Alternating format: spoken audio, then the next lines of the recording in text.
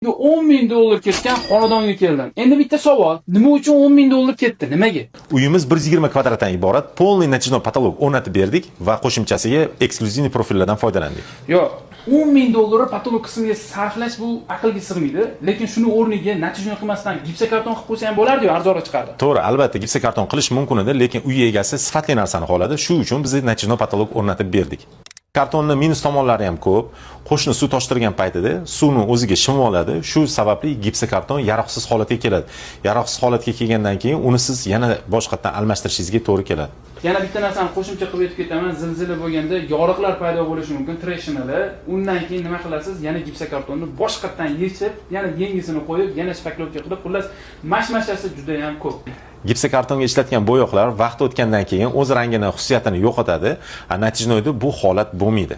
Bu xonadonimizga ketkizgan materiallarimizni ham birma-bir sanab beraman.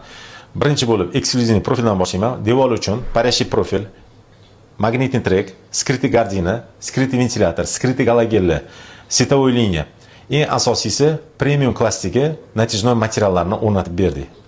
Bu xonadonimizning egalarining xohishiga ko'ra, ya'ni proyekt bo'yicha Yevro standartga javob beradigan holatda natijali patologlarni o'rnatib berdik. Haqiqatan gap yo'q, sifat premium darajada $10 ming rasxod qilindi deganiga mana endi men haqiqatda ishonyapman. Sababi sifatiga men o'zim tan berib yordim. Birinchidan vaqt tejaladi natijali patolog. Ikkinchidan gipsokarton o'rnatayotganingizda bir-biriga stikli to'g'ri kelmay qolishi mumkin. Natijali patologda bunaqa muammo bo'lmaydi. Uchinchidan boya aytgandek, har qanaqa muammolar natijali patologda paydo bo'lmaydi vaqt o'tganda sari. Qanday o'rnatilgan bo'lsa, xuddi shunaqa holatda sizga ancha yil xizmat qilib beradi. Keyingisi bozorga borib gipsokarton tanlab, uni keyin masalliqlari bilan uyga tashlab, keyin malyarchik usta xullas mana shunaqa muammolardan qutulasiz. Natijali patologchilarning o'zlari kelishadi, bittada shundoq sizni obyektingizni ko'rib, razmer olib o'rnatib ketaverishadi, xudo xolasa. Asosiy masala nimada? Siz ham agar mana shunaqa natijali patolog o'rnatmoqchi bo'lsangiz, servis darajasi a'lo bo'lgan MyMap Groupga hozirroq murojaat qiling. Aka, boshqalarga ham xudo xolasa mana shunaqa sifatli darajada qilib berasizmi? Albatta, barcha xonadonga qilib beramiz. Bittada murojaat qilish kerak bo'ldi.